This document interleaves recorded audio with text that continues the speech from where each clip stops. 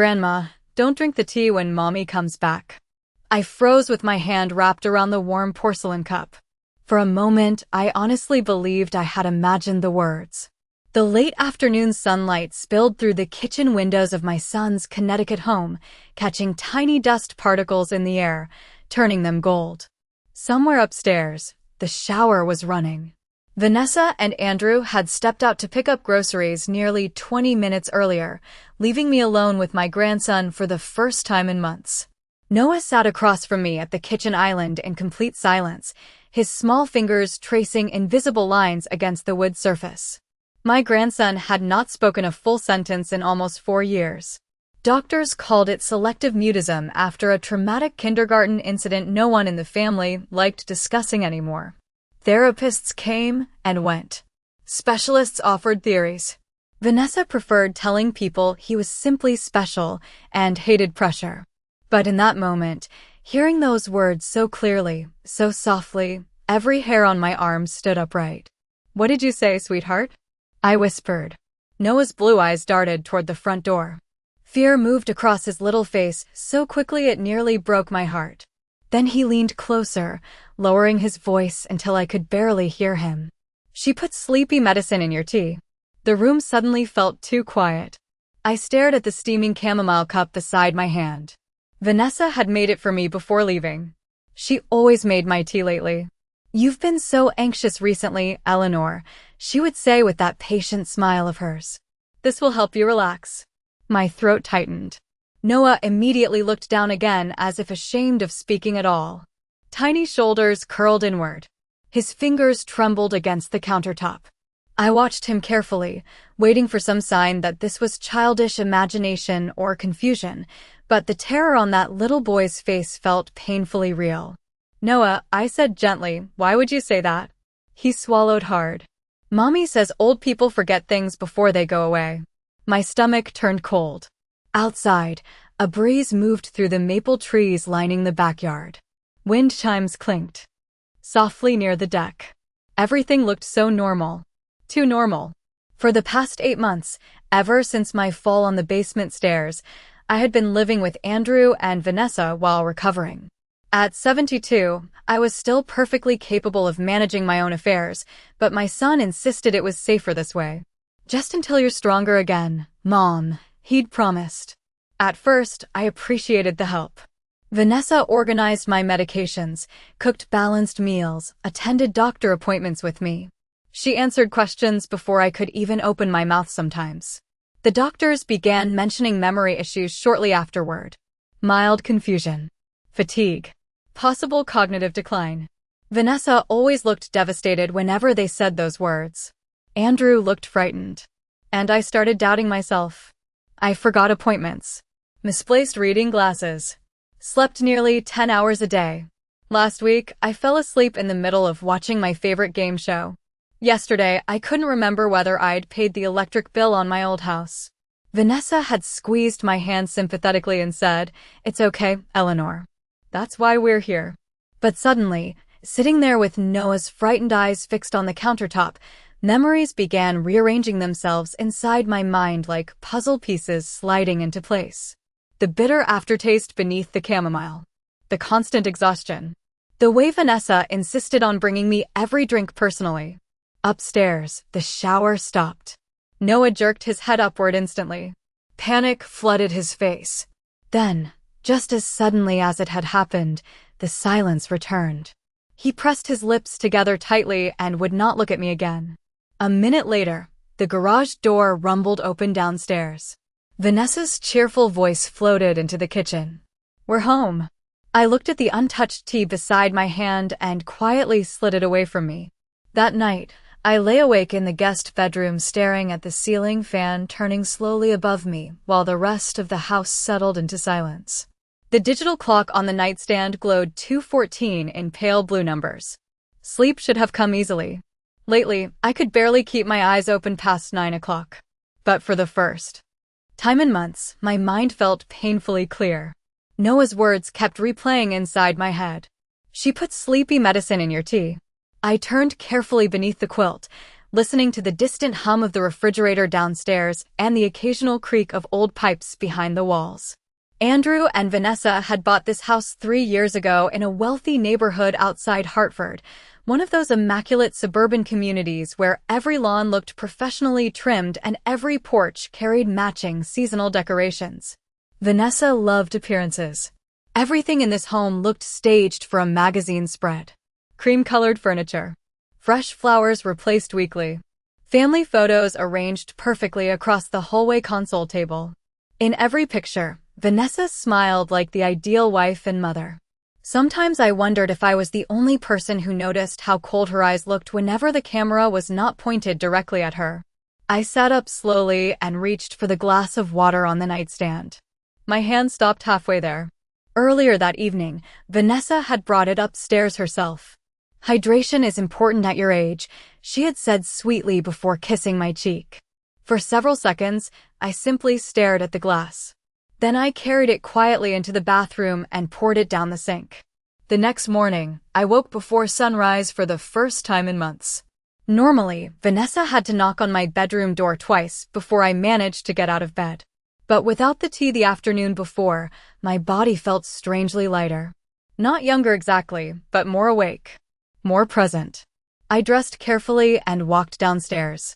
The house smelled faintly of cinnamon coffee creamer and lemon cleaning spray.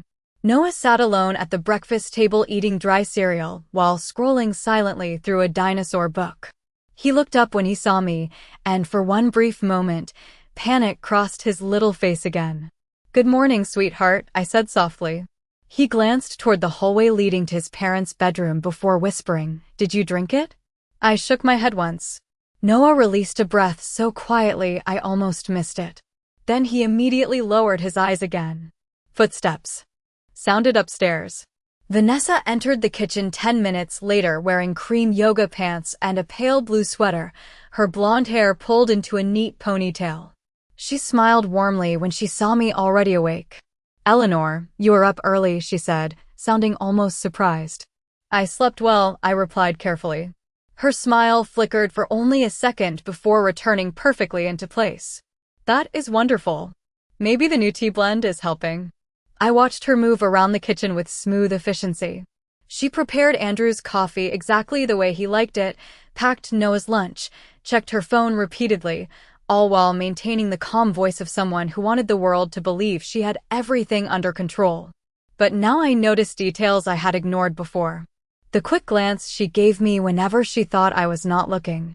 The way she immediately reached for my coffee mug before setting it in front of me. "I added your supplements already," she said casually. My fingers tightened slightly against the table. "Thank you," I answered. But when Vanessa turned her back to rinse strawberries in the sink, I quietly switched mugs with the untouched cup sitting beside the coffee machine. Later that afternoon, Vanessa complained of a headache and disappeared upstairs for nearly 2 hours to sleep.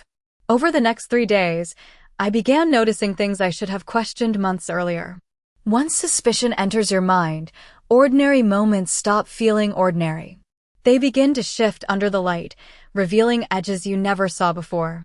Vanessa became even more attentive after that morning in the kitchen. She checked on me constantly. "Did you take your vitamins? Are you feeling dizzy today?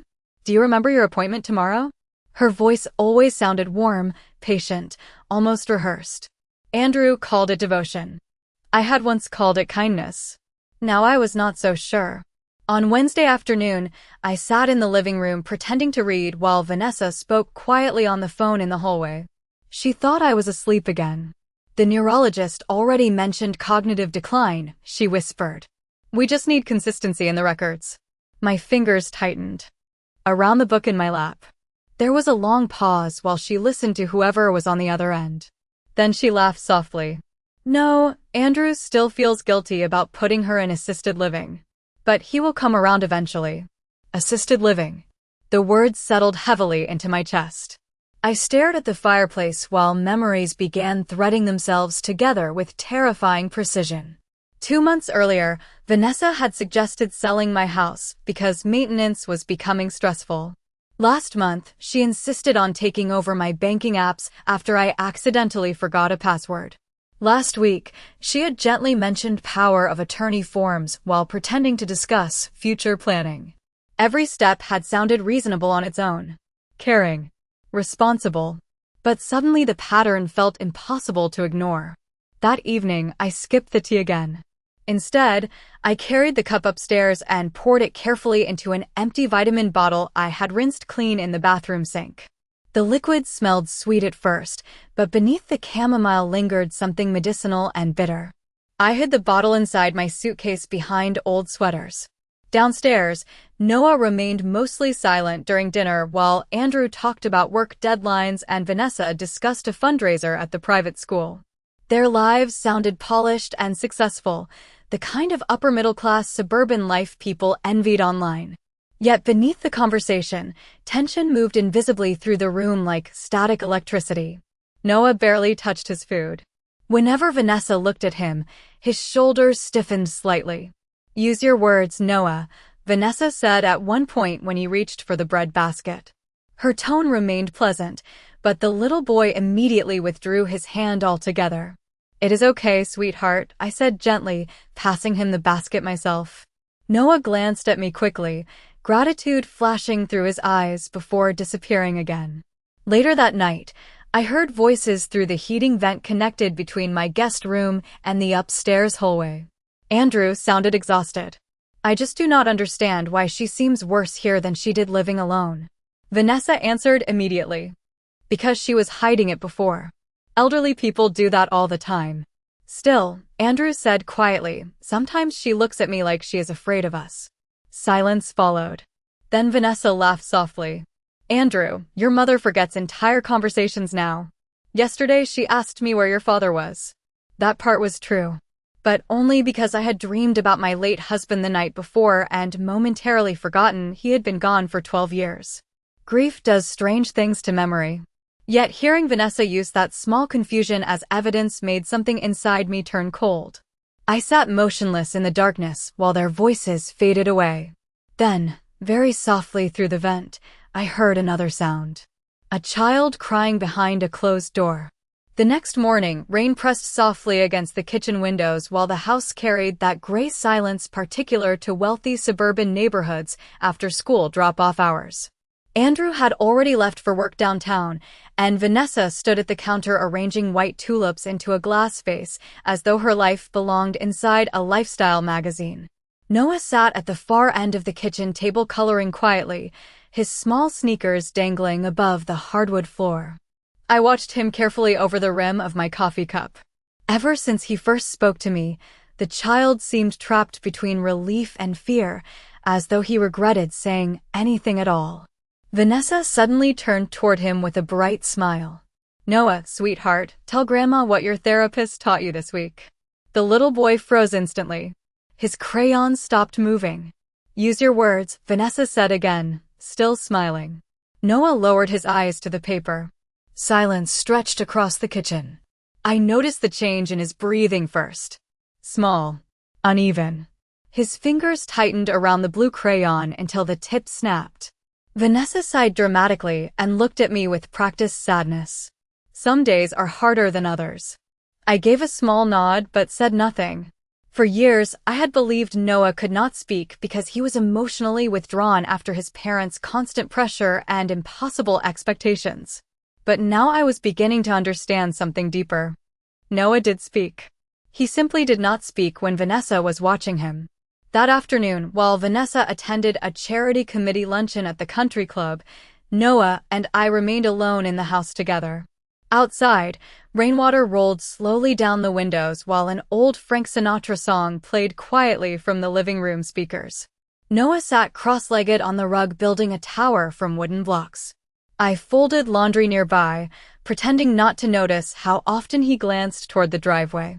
Finally, very softly, he said, "Mommy does not like when I talk." I looked up carefully, keeping my voice calm. "Why do you think that, sweetheart?" Noah placed another block on the tower with trembling concentration. "Because I remember things." A cold feeling moved slowly through my chest. "What kinds of things?" He hesitated for so long I thought he might retreat back into silence. Then the words came in a whisper so quiet I almost missed them. She says Grandpa should have died sooner too. My breath caught painfully. My husband Arthur had passed away 12 years earlier after a long illness.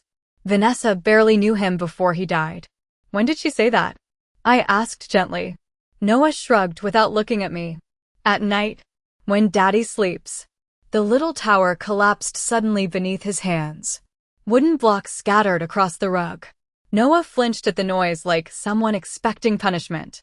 I immediately knelt beside him. It is okay, I whispered. It was only an accident. Noah stared at me with wide blue eyes that looked far too old for a 7-year-old child. Mommy says accidents cost money. My heart ached in ways I could barely describe. Children were not supposed to carry fear like this inside their bodies. They were supposed to feel safe enough to spill juice, break toys, make noise. Yet every movement Noah made seemed measured against invisible consequences. Later that evening, after Vanessa returned home smelling faintly of expensive perfume and rainwater, she found Noah sitting unusually close beside me on the couch while we watched an old nature documentary. Her smile faded almost invisibly. Noah, she said lightly, why do not you go upstairs and have quiet time? Noah stood immediately without protest. As he passed me, his tiny hand brushed against mine for only a second. Then, so softly I barely heard it, he whispered, do not trust the pills either. That night, I waited until everyone had gone to sleep before opening the small plastic pill organizer Vanessa prepared for me each Sunday evening. The house sat in complete silence except for the ticking grandfather clock near the staircase and the distant hum of the heating system. I carried the organizer into the bathroom and turned on only the small vanity light above the sink. Inside the Wednesday compartment rested 3 capsules and 1 small white tablet I did not recognize. Vanessa had told me it was a mild sleep aid prescribed by my doctor after my recent anxiety episodes. But I had visited that doctor for nearly 15 years, and he had never once prescribed sleeping medication before I moved into this house. I wrapped the tablet carefully in tissue paper and slipped it into my robe pocket. The next morning, after Andrew left for work and Vanessa drove Noah to school, I made my first phone call in secret. Patricia Green answered on the 3rd ring. Hearing her voice nearly made me cry from relief. Patricia and I had been friends since our husbands coached Little League together back in the 1990s. Before retirement, she spent 30 years working as a registered nurse at St. Francis Hospital. More importantly, Patricia trusted her instincts. Eleanor, she said immediately. You sound strange. Is everything all right? I looked toward the kitchen doorway even though I knew the house was empty. I need a favor, I whispered. 2 hours later, Patricia sat across from me inside a quiet diner 20 minutes away from the neighborhood. Rain clouds hung low over the parking lot while waitresses carried coffee pots between booths filled with retirees and office workers escaping the weather. Patricia listened without interrupting while I explained everything Noah had told me. The tea, the pills, Vanessa's conversations about cognitive decline. By the time I finished, Patricia's expression had hardened in a way I had not seen in years. Do you have the tablet? She asked quietly. I slid the tissue paper across the table beneath my napkin. Patricia examined the pill carefully without touching it directly. I cannot officially identify medication outside a lab, she said cautiously, but I can tell you this is not a standard over-the-counter sleep aid. A chill moved through my body despite the warmth of the diner. Patricia lowered her voice further. Eleanor, you need to stop taking anything she gives you immediately. I stared down at my untouched coffee while memories flooded through me. The constant fatigue. The confusion. The way my thoughts sometimes felt wrapped in heavy cotton by mid-afternoon. Do you think she is trying to hurt me? Patricia remained silent for several seconds before answering carefully. I think someone may be trying to make you appear medically incapable. The words settled into my chest like ice water. On the drive back to the house, my hands trembled against the steering wheel. For months, I had blamed age for everything happening to me. I told myself 72-year-old women forgot things, became tired, needed help. But now I wondered how much of my decline had been manufactured slowly and deliberately inside my own son's home. When I returned that afternoon, Vanessa greeted me with immediate concern. Eleanor, where were you? I was worried sick. Her eyes moved quickly across my face, searching for something. Weakness, perhaps. Confusion. Fear. I went for a drive, I replied calmly while setting my purse on the hallway table. Fresh air helps me think. For the first time since I had known her, Vanessa's smile did not fully return. Behind her, Noah stood silently near the staircase, clutching a stuffed dinosaur against his chest. When our eyes met, he looked relieved to see me standing upright. The following week unfolded with a strange kind of quiet tension, the sort that lives beneath polite conversations and carefully arranged dinner tables. Vanessa became more watchful after my afternoon drive. I noticed it immediately. She asked more questions than usual. She checked whether I finished my drinks. She lingered near me whenever I took my medication. Meanwhile, I stopped swallowing anything unless I opened the bottle myself. At first, I told myself I needed proof before confronting anyone. But deep down, another fear had already taken root inside me. What if Andrew refused to believe me? That fear followed me through every room of the house. On Friday evening, I finally tested it. Andrew stood at the kitchen counter loosening his tie, while Vanessa upstairs prepared for some fundraising gala downtown. Noah sat silently on the floor nearby building puzzles beneath the warm yellow light hanging over the island. I watched my son carefully before speaking. Andrew, I said softly, have the doctors ever actually diagnosed me with dementia? He looked surprised by the question. No, he admitted slowly, not officially. Then why does Vanessa keep talking about assisted living? My son rubbed the back of his neck the same way he used to as a teenager whenever life became uncomfortable. Mom, nobody is forcing you anywhere. But she has already discussed facilities, legal planning, power of attorney. Andrew sighed heavily.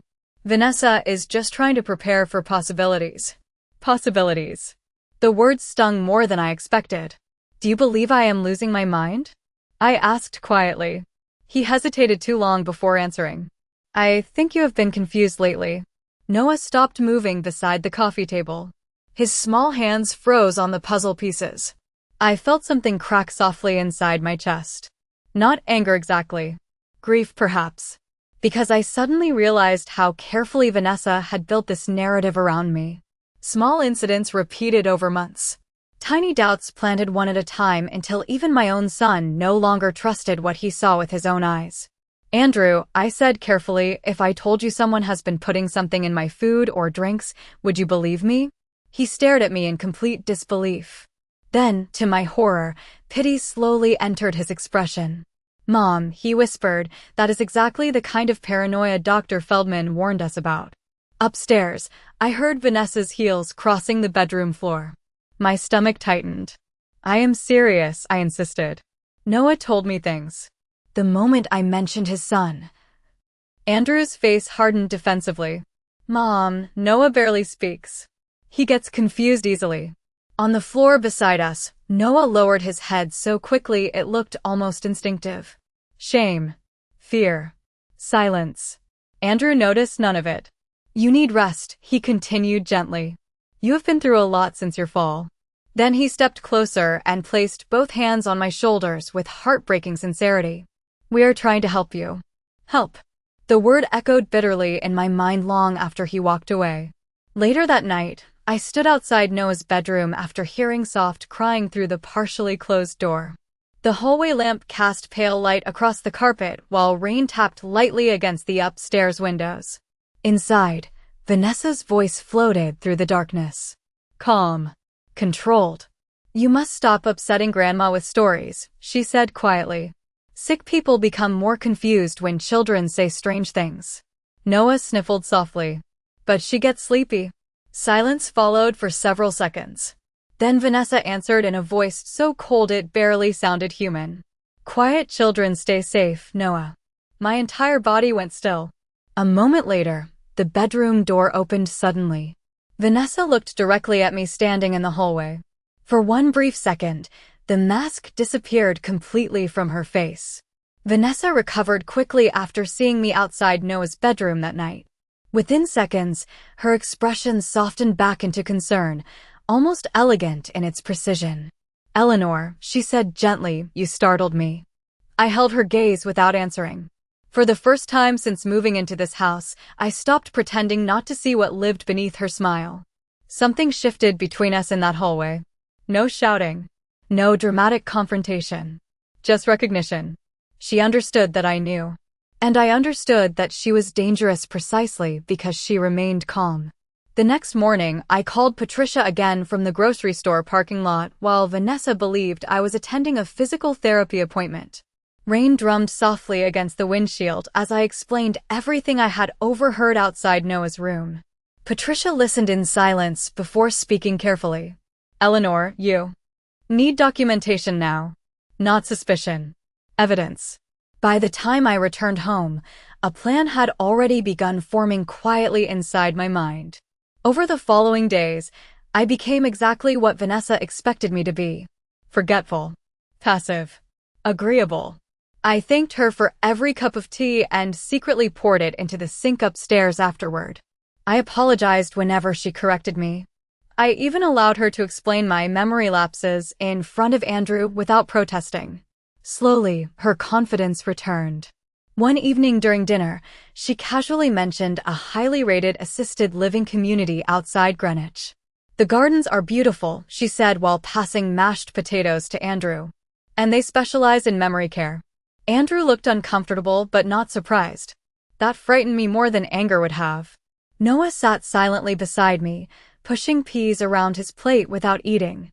Under the table, I felt his small hand brush lightly against my sleeve. The child knew exactly what was happening. 2 days later, Vanessa placed a stack of papers beside my breakfast plate. Nothing urgent, she said smoothly while pouring coffee. Just some preliminary financial planning forms in case your condition progresses. Condition. I stared down at the papers carefully. Power of attorney. Medical authorization. Asset management. Every signature line already marked with small yellow tabs. Of course, I said softly. Vanessa smiled with visible relief. We only want to protect you, Eleanor. Protect me. I almost admired the elegance of her performance. That afternoon, while Vanessa drove Noah to speech therapy, I searched the upstairs office for the first time. Andrew rarely entered the room anymore since working remotely from a downtown office building 3 days a week. Vanessa used it mostly for household paperwork and charity committee projects. The office smelled faintly of printer ink and lavender hand lotion. At first, I found nothing unusual. Tax folders. School documents. Insurance files. Then, inside the bottom drawer of a locked cabinet Vanessa had once told me contained private client information, I discovered a manila folder carelessly left half open. My pulse quickened immediately.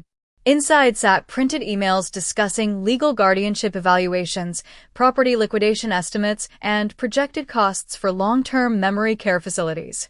One line near the bottom made my hands go cold. Once cognitive incapacity is formally documented, transfer authority becomes significantly easier. Attached beneath the email sat a recent appraisal of my Connecticut lake house. The house my late husband built with his own hands 40 years earlier. Footsteps suddenly echoed from the garage below. Vanessa had returned early. I slid the papers back into place just as the front door opened downstairs. My heartbeat pounded so loudly I could barely think. Then, through the upstairs hallway, I heard Noah's voice for the first time in nearly a whisper, but perfectly clear. Grandma? I stepped into the hallway. Noah stood at the bottom of the staircase, clutching his backpack tightly against his chest. His face looked pale. Frightened. She found out you stopped taking the pills, he whispered. For the rest of that evening, Vanessa behaved as though nothing had changed, which somehow made everything worse. She moved through the house with her usual polished calm, preparing dinner, answering emails, reminding Andrew about an upcoming client dinner in Manhattan. But beneath every word, I sensed calculation now. Her eyes lingered on me a second too long whenever she thought I was distracted. Twice, I caught her glancing toward the untouched pill organizer near the coffee machine. Noah barely spoke at all during dinner. He sat rigidly in his chair while rain tapped softly against the dining room windows. The tension inside the room felt almost visible. Halfway through the meal, Vanessa smiled suddenly and folded her napkin carefully across her lap. Actually, she said lightly, Dr. Feldman called today. My fork paused midway to my mouth. Andrew looked up immediately. What did he say? Vanessa sighed with practiced sadness. He thinks Eleanor may need a full cognitive evaluation sooner than expected. The words landed exactly as she intended them to. Gentle. Clinical. Reasonable. Andrew's face tightened with concern. Mom? I set my fork down slowly. Interesting, I replied calmly. Vanessa blinked once, clearly expecting confusion or defensiveness instead. Interesting, she repeated. Because I spoke with Dr. Feldman yesterday, I said quietly. Silence swallowed the room. Vanessa's expression did not change, but something sharp flickered behind her eyes. Andrew frowned. You did? Yes. He seemed surprised to hear I was supposedly experiencing severe memory problems. Across the table, Noah looked up so suddenly his water glass nearly tipped over. Vanessa recovered first. She laughed softly. Eleanor, I think perhaps you misunderstood the conversation. No, I answered evenly. I do not believe I did. For several long seconds, nobody spoke. Rain continued tapping against the windows while the grandfather clock ticked steadily in the next room. Then Vanessa smiled again, though the warmth no longer reached her eyes. Maybe we should all get some rest, she said. Stress can distort things. That night, I did not sleep. Instead, I sat quietly in the guest room organizing every document I had copied from Vanessa's office earlier that week. Patricia had already connected me with an attorney named Michael Levin, a calm, silver-haired man specializing in elder financial abuse cases. Earlier that afternoon, I had emailed him scanned copies of the guardianship paperwork and property appraisals from the office drawer. His response arrived just before midnight. Do not sign anything. Keep all medication samples. We may have enough for formal investigation. I stared at those words for a very long time. Formal investigation.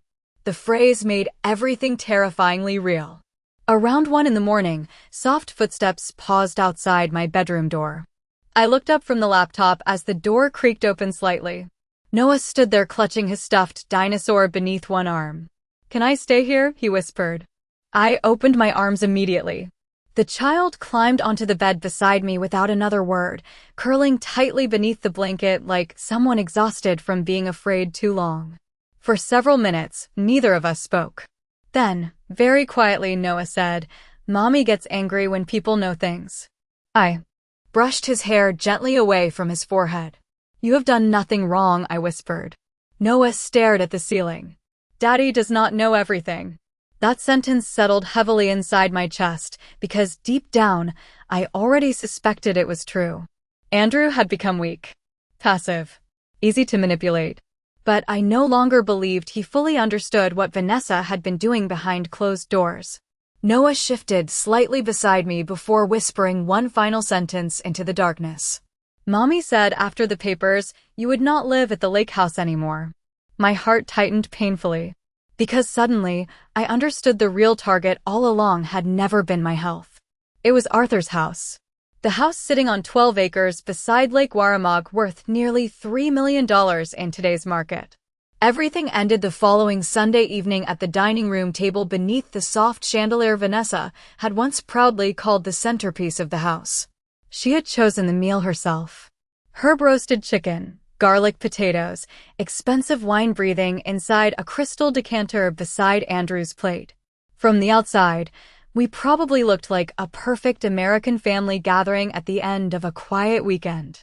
But beneath the polished silverware and linen napkins, every person at that table carried a different version of the truth. Vanessa believed she was finally close to winning. Andrew believed he was helping his aging mother.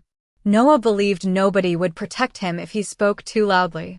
And I sat there knowing none of them understood what was about to happen next.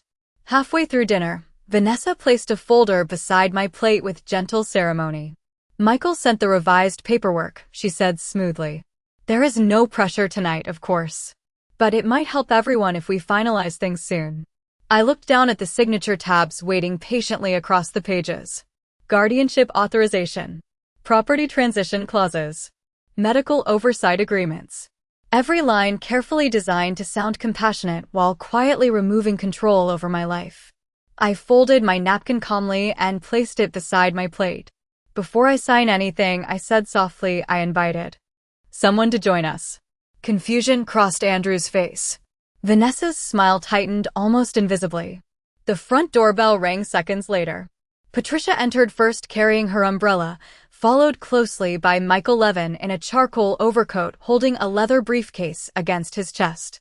The entire room changed immediately. Vanessa stood too quickly from her chair.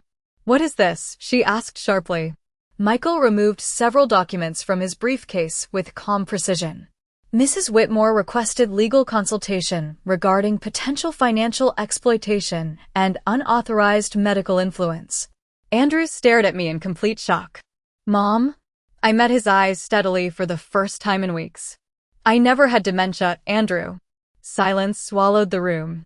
Rain tapped softly against the dining room windows while the grandfather clock ticked in the hallway beyond. Michael continued speaking in the measured voice of someone accustomed to difficult truths.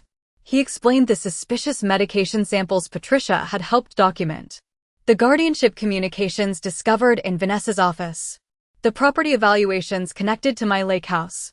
With every sentence, Andrew's face lost more color. "That is insane," Vanessa snapped suddenly. "She is confused and paranoid."